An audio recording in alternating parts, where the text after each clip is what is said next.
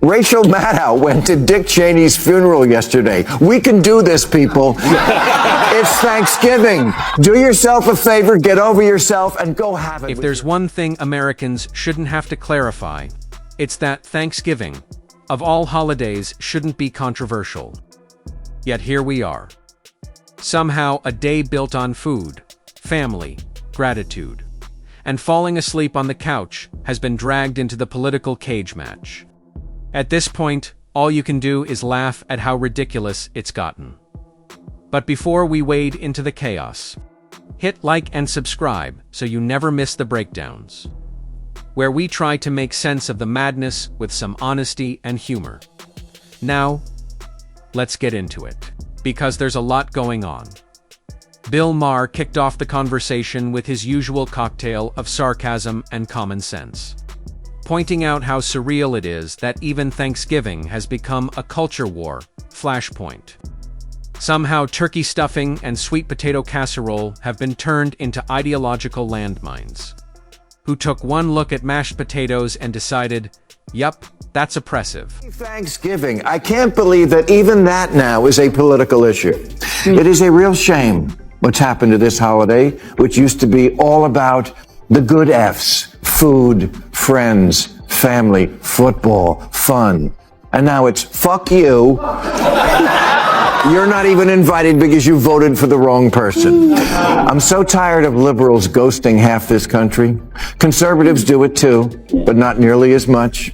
Look, whoever's doing it, it's got to stop, because we're at a point now where politics has broken up more families than letting your wife live. Maher argues that the far left has been on a mission to turn every holiday into a problem. Halloween. Problematic. Father's Day. Patriarchal. And now Thanksgiving is apparently offensive, unless everyone at the table votes in unison. Imagine being so politically consumed that you need ideological clearance before passing the cranberry sauce. But he also hits a deeper point. People are cutting off their own families, not because of betrayal or real conflict, but because of political differences. There's two camps now. The we need to keep talking to people wing and the go no contact wing. That's what they call it now, go no contact. This belief that Trump voters, even if it's your own parents, are too deplorable for human contact and must be cut off. You know, like Scientologists do to suppressive people. A former speechwriter for Obama named David Litt wrote an op-ed this year called, "Is it time to stop snubbing your right-wing family?" where he admitted he'd had a change of heart and that was the wrong approach. So, of course, then the woke wing tried to banish him for breaking ranks on their policy of hating people who don't agree with you on everything, because what fun is life if you're not cutting somebody off? We've reached a point where politics breaks up more families than someone scrolling through their partner's phone. And as usual, Maher isn't wrong.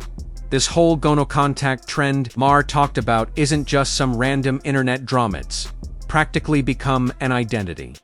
You've got people proudly announcing they won't sit at the same table as their own parents because of a ballot choice. Molly McNerney, Jimmy Kimmel's wife and head writer, went public on this topic recently, so I feel it's fair to comment respectfully in public. She says she's lost relationships with relatives because she wrote them an email before the election with 10 reasons why they shouldn't vote for Trump, and some still didn't obey. So, you know, 10 reasons. I could think of 100. But I would never present it to someone as an ultimatum. Ultimatums don't make people rethink their politics. They make them rethink you. What used to sound like a fringe, cult-style disconnection policy has somehow turned into a lifestyle brand. Even David Litt, a former Obama speechwriter, admitted he used to ice out his conservative relatives and eventually realized how absurd that was. You'd think people would applaud the honesty and growth. But of course not.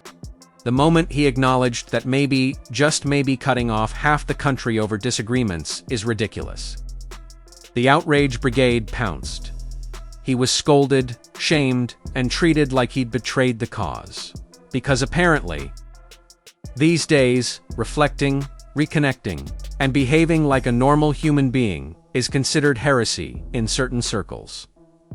Then there's Molly McNerney, Jimmy Kimmel's wife and the head writer on his show. She said she lost family relationships because she emailed them 10 reasons not to vote for Donald Trump. And they didn't fall in line. 10 reasons and still no obedience. But as Maher pointed out, you could send 100 reasons and it still wouldn't matter. Along the way, my values became code for I'm the only one with a moral compass. You know, it would have been a better exercise? Write a top 10 list to yourself where you try to imagine 10 reasons why 77 million Americans didn't want to trust you with taking power. And I say that as someone who votes Democratic. As I like to remind my very pure friends, we voted for the same person. Matter. When you deliver something as an ultimatum, it stops being persuasion and becomes pressure. And political pressure doesn't change anyone's vote.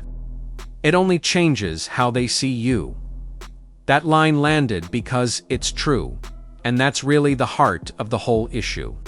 The far left has turned Thanksgiving into a moral purity examus. If sitting next to your uncle who watches Fox News is somehow the same as dining with a war criminal, it's absurd. Disagreeing at the table isn't oppression. At this point, everything with him is done through personal relationships. He's a people guy. Trust me, he's not at home at night poring over the briefing books. This is government by people is saying. If anything, we need more people like me having dinner with him. You complain he's surrounded by ass-kissers, but your strategy is to make sure no one but ass-kissers are around him. You are not. It's called being a family. When someone refuses to show up because a relative supports the wrong candidate, it ends up revealing far more about their character than the other person's. Thanksgiving is supposed to be a pause a day to breathe, reset, and appreciate something, anything. Yet some people are so wrapped up in political resentment they can't even pretend to feel gratitude for 24 hours. Maher joked that a lot of liberals treat their values like a secret code for I'm the only moral person in the room, and he's not wrong. What makes it land even harder is that Maher himself votes Democrat. He's not coming from the right. He's coming from the common sense wing that used to exist. And his point hits especially hard if 77 million Americans don't trust your side. Maybe ask why rather than insisting you're the only people who care about the country. Can't become what the UK is now. A place where you get arrested for tweets. Something that happens 12,000 times a year now in Britain. Last week, the Irish sitcom writer Graham Linehan, who's won an Emmy and 5 BAFTA awards, got off a plane at Heathrow and got arrested by 5 British cops. Not because he was selling drones to the Houthis, just because he's a crank who spends way too much time online ranting about gender ideology. Which is an odd obsession for a comedian from across the pond, because if men weren't allowed to dress as women, British comedy wouldn't exist. But instead of any real self-reflection, the left doubled down. They inflated Donald Trump into a cartoon villain, the political boogeyman hiding under every bed. And rather than debating, organizing, or persuading, they spiraled into a daily emotional emergency. Every news cycle became a meltdown. Every flaw was amplified. Every problem was pinned on him, and every headline was a fresh apocalypse. The irony: many of the loudest voices can't clearly explain what he actually did or didn't do. Their outrage runs more on vibes than on facts. And when vibes take over politics, attacks on speech from the left, because you either get the concept or you don't. And sadly, a lot of people don't anymore. Yes, mostly the young who were never taught it by their derelict educational system. But also Lisa Cook. She's the Fed board member Trump is trying to fire for bullshit reasons, and they are bullshit. But when she tried to get another professor fired because he once, according to one student, was less than rapturous about Martin Luther King Day, no, she should know better. She said free speech should have its limits. Yes, it should, and does. And this comes nowhere close to them. Everything turns into a crisis, even a simple Thanksgiving dinner. The truth is, disagreement doesn't ruin a family gathering. Refusing to show up does.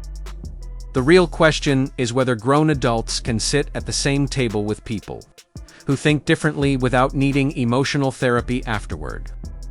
You can debate a little, argue a bit, then pass the gravy like normal human beings. Not every conversation has to turn into a moral battlefield. And this leads to the bigger cultural problem: the growing hostility toward free speech coming from the far left. We've all seen it. The moment someone steps outside the approved narrative, they're not simply challenged, they're targeted. The goal isn't conversation anymore. It's punishment, conformity, and consequences. Old tweets get dug up. HR departments get flooded. Online mobs demand firings, blacklists, cancellations.